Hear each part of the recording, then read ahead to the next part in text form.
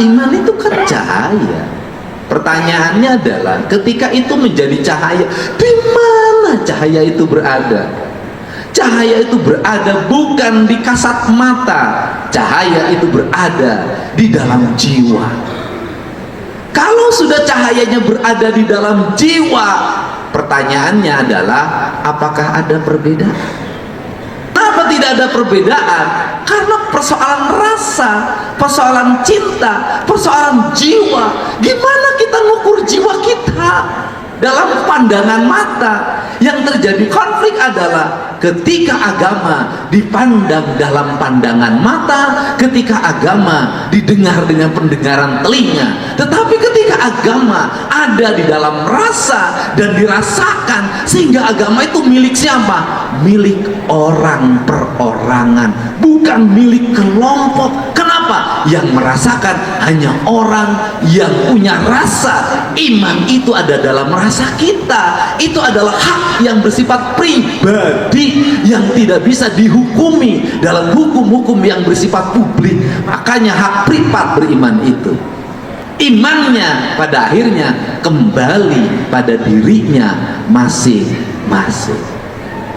Karena imannya kembali pada dirinya masing-masing, maka keimanan tidak bisa diukur dalam ukuran kasat mata, tetapi iman hanya bisa dirasakan kalau dalam ajaran agama saya hanya akan bisa dirasakan yaitu dalam amal soleh, yaitu perbuatan.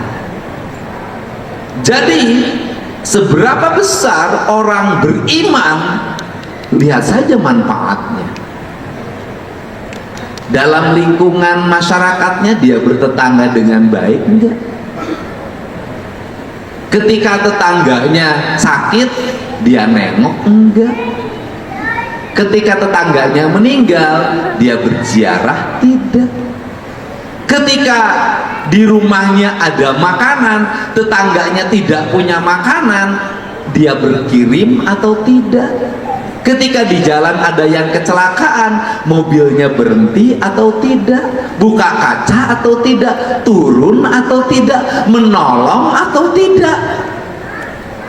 Kalau keimanan itu dinilai pada perbuatannya, saya meyakini tidak akan lagi ada orang yang berdebat persoalan iman.